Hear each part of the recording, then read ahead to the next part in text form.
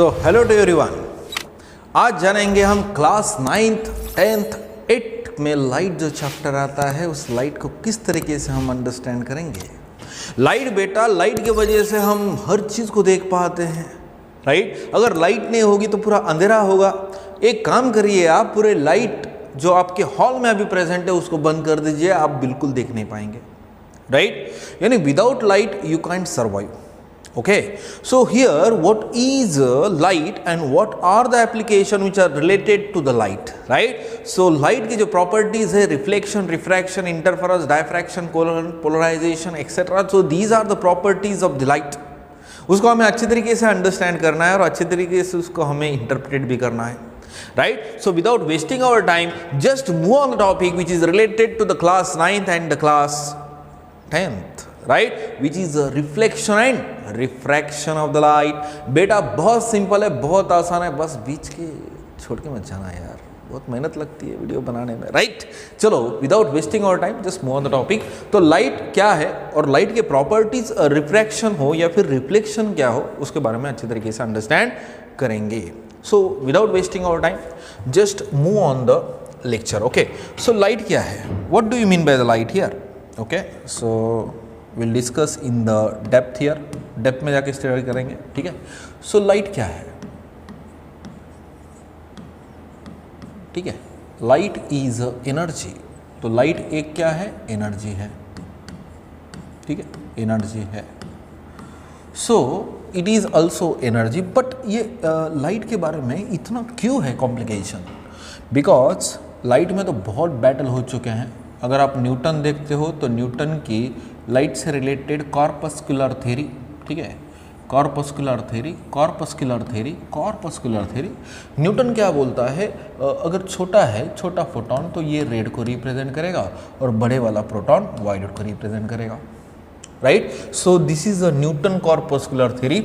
Light में अगर 7 colours है, न्यूटन ने एक चीज को जाना कि लाइट डिस्पर्शन दिखाता है, और डिस्पर्शन यानी क्या, द लाइट जो व्हाइट लाइट है, सनलाइट है, जब भी वो प्रिज्म पे गिरती है 7 कलर्स में क्या हो जाती है, स्प्लिट हो जाती है। उसी फिनोमेनन को हम क्या बोलते हैं, डिस्पर्शन बोलते हैं। और न्यूटन क्या बोलता है कि अगर लाइट में 7 कलर है तो 7 कलर के छोटे छोटे और बड़े से लेके क्या हो सकते हैं, छोटे छोटे डिस्क्रीट पार्टिकल्स होते हैं, that is called as a corpuscles, right. उसके बाद आता है हाइजन। हाइजन ने क्या किया, जैसे एक तालाब होता है, तालाब, आप तालाब में एक दगड़ मारो, जैसे फेंक दोगे आपको मालूम है क्या प्रोड्यूस होता है, वेव पैटर्न फॉर्म होता है। मैंने दूसरा दगड़ मारा, एट ए टाइम 2 दगड़ मारे तो इस तरीके से क्या फॉर्म होता है, इंटरफेरेंस पैटर्न फॉर्म होता है। वैसे अगर आप 2 लाइट अगर हॉल में लगाते हो तो लाइट इंटरफेरेंस प्रॉपर्टी दिखाती है, which is represent by the Young's double slit experiment. उसको मैं बहुत डेप्थ में आके स्टडी करूंगा जब हम क्लास 12 में सीखेंगे, राइट। अब स्लोली वीडियो अपलोड कर रहा हूं, ठीक है। अब स्लोली 1 साल में उसको प्लेलिस्ट बनते जाएगा, तो stay tune on my channel, right. Channel को छोड़ के मत जाइए, तो छोड़ के गए तो अच्छा नहीं लगता, बैड लगता है, ठीक है। अब केयरफुली अंडरस्टैंड करो, एक दगड़ मैंने यहाँ पे मारा और दूसरा दगड़ यहाँ पे मारा और वेव पैटर्न फॉर्म हो चुके हैं और वेव पैटर्न ट्रैवल कर रहे हैं अलॉन्ग दिस डायरेक्शन, बट एक दूसरे के साथ ये इंटरफेरेंस पैटर्न फॉर्म कर रहे हैं। तो लाइट इंटरफेरेंस भी पैटर्न दिखाती है, जो कि लाइट का वेव नेचर भी दिखाता है, राइट। तो लाइट एक क्या है, एनर्जी है। न्यूटन की कॉर्पस्कुलर थ्योरी क्या बोलती है कि डिफरेंट कलर्स के लिए डिफरेंट शेप एंड साइज के क्या है, कॉर्पस्कल्स है। While the Huygens wave principle, Huygens wave theory क्या बोलती है कि लाइट वेव फॉर्म में जाती है।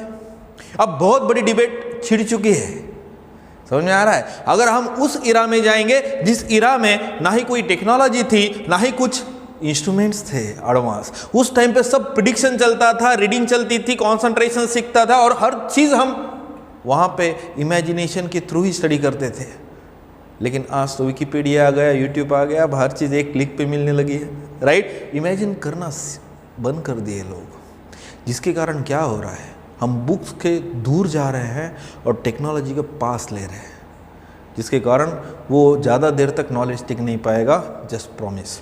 अब यहाँ पे हो रहा क्या है कि लाइट एक एनर्जी है, और लाइट आपको मालूम है न्यूटन की कॉर्पस्कुलर थ्योरी, डिफरेंट कलर्स के डिफरेंट शेप साइज वाले कॉर्पस्कल्स हैं। While the Huygens wave principle क्या दिखाता है, जब 2 लाइट आप लगाओगे तो एक दूसरे के साथ वो क्या दिखाती है, इंटरफेरेंस पैटर्न दिखाती है, जो लाइट का एक नेचर रिप्रेजेंट करता है, वो नेचर हमारे लिए कौन सा नेचर है, वेव नेचर, और ये लाइट का एक नेचर को रिप्रेजेंट करता है, वो नेचर होता है पार्टिकल नेचर, राइट। तो दो नेचर के बीच में कंफ्यूजन है, एक है वेव नेचर और दूसरा बेटा है पार्टिकल नेचर, लेकिन लाइट तो दोनों भी नेचर को दिखाता है, वेव भी दिखाता है, कभी कभी क्या दिखाता है, पार्टिकल भी दिखाता है। सो साइंटिस्ट एक कंक्लूजन पे आ गए कि लाइट को दो नेचर है, एक है वेव नेचर और दूसरा होता है कौन सा, पार्टिकल नेचर।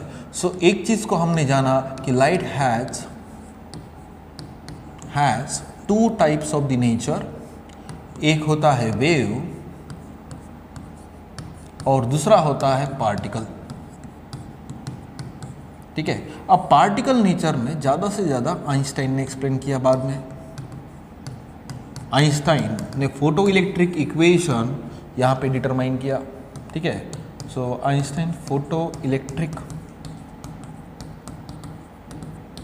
Equation, right. उस फोटो इलेक्ट्रिक इफेक्ट में फोटो इलेक्ट्रिक इक्वेशन क्या बोलता है, जो energy of the photon which is utilized by the electron in the metal to get the maximum kinetic energy and do the work function against the metal, right? So इतना मुझे depth में जाने की ज़रूरत नहीं, आप तो फिलहाल के लिए 8th 9th में हो, 10th में हो, ठीक है, तो इतना डेप्थ में नहीं जाएंगे। बस आपको एक चीज़ में जानना चाहता हूँ या फिर बताना चाहता हूँ कि अगर आप डेप्थ में जाना चाहते हो तो फिजिक्स बहुत वास्ट है, ऊपर ऊपर सीखोगे तो ज़्यादा देर टिकोगे नहीं, ठीक है। जैसे आप हायर लेवल पे चले जाओगे फिर आप क्लीन बोल्ट, राइट। तो हर चीज एकदम डेप्थ में आके सीखना जरूरी है, अंडरस्टैंडिंग। तो यहाँ पे मैंने पहले बोला लाइट को दो नेचर होते हैं, एक होता है wave nature which is represented by the interference coherence, okay, और दूसरा जो होता है पार्टिकल नेचर, जो कि आइंस्टाइन ने ज़्यादा से ज़्यादा, इससे पहले न्यूटन भी आया, न्यूटन भी समझाया, ठीक है, न्यूटन ने भी पार्टिकल नेचर के बारे में सोचा, लेकिन आइंस्टाइन ने फोटो इलेक्ट्रिक इक्वेशन डिटरमाइन करके, जो कि फोटो इलेक्ट्रिक इफेक्ट पे है, इलेक्ट्रिक इफेक्ट, तो फोटो इलेक्ट्रिक इफेक्ट को आइंस्टाइन ने बहुत अच्छे तरीके से एक्सप्लेन किया है, राइट। तो ये जो इक्वेशन है मैं बाद में आपको समझाऊंगा जब हम dual nature of radiation and matter के बारे में स्टडी करेंगे, जो कि क्लास 12 से रिलेटेड है। डन। अब 10th में भी एक I think sources of energy है, तो वहाँ पे मैं अच्छी तरीके से डेप्थ में जाके आपको सिखा दूंगा, ठीक है। तो फिलहाल के लिए माइंड में तो क्लियर हो गया, लाइट को कितने नेचर है, वेव और दूसरा कौन सा है, particle. So if I am take the Edison bulb here, ठीक है, जैसे ही लाइट यहाँ से निकलती है तो ये छोटे छोटे जो पार्टिकल्स है they are called as the photons, और you can say the quanta, that is the Planck's quantum theory, which carries the energy that is E is equal to h nu or E is equal to hc by what, lambda, right. एक तो photon सीधा जा नहीं सकता, wave format में travel करेगा। If this is travel in the form of the wave, so if you know the successive distance between the crest and trough that represents the wave, ठीक है। सो हमें वेव लेंथ मिल जाएगी, जो कि इस फॉर्मूले से हम डिटरमाइन कर सकते हैं, राइट। और डिफरेंट एनर्जी अलग अलग फोटोन के वेवलेंथ पे और फ्रीक्वेंसी पे डिपेंड होती है। ये हमें दो इक्वेशंस समझाते हैं। ये ओवरऑल तो C और H तो कांस्टेंट है, यहाँ पे H कांस्टेंट है, that is Planck's constant, while C and wavelength and frequency are varies with the different colours photon, right. चलो, अंडरस्टैंडिंग डन। तो ये हो गया ओवरऑल वेव नेचर के बारे में अंडरस्टैंड करना, और बाद में पार्टिकल नेचर तो माइंड में फिट हो गया।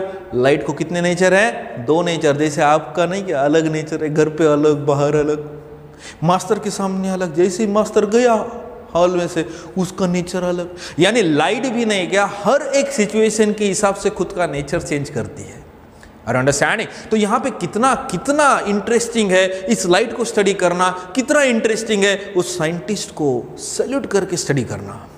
याद रखना मेरी बात, बहुत मेहनत है साइंटिस्ट की, 20-20 साल की तपस्या है, 15-15 साल की तपस्या है, तब जाके हम स्टडी करते हैं। So please respect the knowledge, then knowledge will respect you and take you at respectable position in the society. Always याद रखना बेटा। चलो, लाइट को दो नेचर है, वेव नेचर भी है, साथ में साथ कौन सा नेचर है, particle nature. Particle nature Newton ने अच्छे तरीके से एक्सप्लेन किया, आइंस्टाइन ने फोटो इलेक्ट्रिक इक्वेशन डिटरमाइन किया, और फोटो इलेक्ट्रिक इफेक्ट में आपको मैं बाद में, दैट इज माई रिस्पॉन्सिबिलिटी, मैं आपको कवर करके दूंगा, डन डन, ये हो गया टोटल। अभी हम जान लेते हैं next what we have to understand in this topic.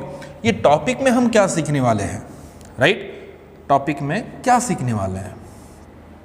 ये टॉपिक में हम अंडरस्टैंड करेंगे, इस चैप्टर में हम अंडरस्टैंड करेंगे कौन सी चीज़ें। एक तो लाइट का रेक्टिलिनियर प्रोपोगेशन, ठीक है, रेक्टिलिनियर प्रोपोगेशन, यानी लाइट जो है ना सीधा ट्रैवल करने का ट्राई करती है हमेशा, straight line. So this is nothing but the what, wave normals if you went to the higher level, but we will take this is as rays. So if you are studying in the light in the higher level, so light which is represented by the two types of the optics, one होता है ray optics और other होता है wave optics. So we will apply the only which have optics there, ray optics, to understand each and every properties or you can say the characteristics of the light there. Then ray यानी क्या होता है, that is are the wave normals or you can say the rectilinear propagation of the light, यानी straight line में हम light को represent करते हैं। Done? माइंड में आइडिया हो गई बेटा, क्लियर? जिसको अभी तक समझ में नहीं आया, अभी ये हायर लेवल का था, अब मैं थोड़ा लोअर लेवल पे जाके आपको सिखा दूंगा, that is my promise. Done? चलो नेक्स्ट इसकी तरफ जाते हैं। सो लाइट क्या है, what do you mean by the light? मैंने पहले बोला लाइट क्या है, एक एनर्जी है। लाइट क्या है, energy. So light is in the form of what, energy, which help us to see the objects, right? अगर मैं पूरे हॉल की अगर लाइट बंद कर दूंगा तो मैं आपको दिखाई दूंगा क्या? नहीं दिखाई दूंगा ना। तो हम ऑब्जेक्ट्स को देख नहीं सकते जब तक लाइट उन पे जाके फॉल नहीं होती, राइट? अगर ये पेन को मैं ऑब्जर्व कर रहा हूं तो क्यों ऑब्जर्व कर रहा हूं, तो यहां पे आके लाइट इंसिडेंट हो रही है, बाद में रिफ्लेक्ट हो रही है, समझ में आ रहा है? तभी जाके मेरे को क्या दिख रहा है, ये स्टाइलस दिख रहा है, ये स्टाइलस पेन दिख रहा है। Are understanding? तो हो रहा क्या है यहाँ पे, समझ लो मैं क्या समझाना चाहता हूँ यहाँ पे, मैं अच्छे तरीके से समझाऊंगा आपको, ठीक है? ये थोड़ा प्रीवियस इसमें जाएंगे, ठीक है? और यहाँ पे मुझे यूज करना है स्पेस को, राइट? अब जब भी मैं क्या करता हूँ, एक हॉल लेता हूँ, एक हॉल, अरे क्या हो गया इसको, ठीक है अब कौन सा लो, ये ले लेता हूँ। चलो एक पर्सन है यहाँ पे, आपको उतना समझ में नहीं आएगा, अब ये थोड़ा सा विड्थ को मैं कम कर देता हूँ। ये पर्सन को यहाँ पे मैं लाइट लगाया, एक हॉल में ये ऐसा बंद है, right? Now this is a hall. अब ये लाइट नहीं क्या, ऑफ है। Now this is of, okay? एक पर्सन, दूसरा पर्सन इसको देख पाएगा क्या? नहीं देख पाएगा, राइट? अब मैं जैसे ही इसको ऑन करता हूं, राइट, इस पे आके रेज इसके बॉडी पे आके क्या हो गई, इंसिडेंट हो गई। अब बॉडी ने क्या एब्जॉर्ब कर लिया क्या उसको? नहीं, बॉडी ने इसको क्या कर दिया, रिफ्लेक्ट कर दिया, राइट? और ये पर्सन को इसके ऐसे सपने में या फिर माइंड में एक पर्सन दिखने लगा, आर अंडरस्टैंडिंग? तो उसको दिखने लगा, इमेज फॉर्म हो गई उसकी। तो विदाउट लाइट हम ऑब्जेक्ट्स को देख नहीं सकते हैं, लाइट के वजह से ही हम पूरे यूनिवर्स को देख सकते हैं, और अगर लाइट ही ना हो तो हम किसी का भी इमेज हमारे माइंड में बना नहीं सकते हैं। माइंड में आइडिया क्लियर हो गया? Done done. चलो फिर अब जाएंगे नेक्स्ट इसकी तरफ, राइट? तो यहाँ पे उन्होंने दिया क्या, थोड़ा मैं यहाँ पे नहीं किया, इसका थोड़ा कम कर देता हूँ, वेट बहुत ज़्यादा हो रहा है, ठीक है? ओके। तो लाइट क्या है, एक एनर्जी है, ठीक है? वो हमें उसकी वजह से क्या दिखने लगते हैं, ऑब्जेक्ट्स दिखने लगते हैं, राइट? अभी मैंने समझाया ना, एक रूम लिया था, रूम में एक लाइट लगाया था और हमने क्या किया, उसको पर्सन को ऑब्जर्व किया, जब तक लाइट ऑन है तब तक ऑब्जर्वेशन ओके है, लाइट बंद कर दिया, ऑब्जेक्ट दिखना बंद हो जाएंगे, राइट? वैसे ही लाइट फॉल होते हैं किसी भी ऑब्जेक्ट पे, उसका क्या होता है, रिफ्लेक्शन होता है। मैंने दिखाया ना, उस बॉडी पे बाउंस बैक हो गया, मेरे आके बॉडी पे गिर रहे हैं और वहाँ से पे क्या हो रहा है, बाउंस बैक हो रहा है। डन? तो आपको पता है बाउंस बैक टेंडेंसी को हम क्या बोलेंगे, रिफ्लेक्शन बोलेंगे, ठीक है? Light travels along the straight line. मैंने पहले बोला हम कौन सा ऑप्टिक्स को स्टडी कर रहे हैं, रे ऑप्टिक्स।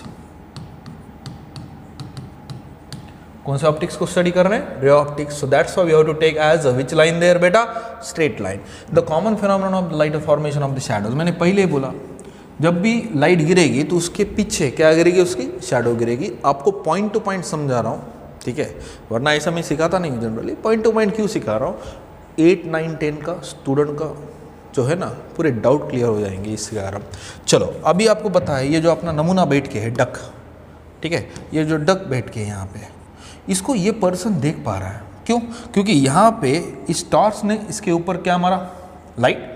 और यहाँ पे आपको मालूम है डक ने थोड़ी इसको एब्जॉर्व किया. देखो इसके आँखों में जा रहा है और इसके ब्रेन में क्या उसकी फॉर्म क्या फॉर्म हो रही है?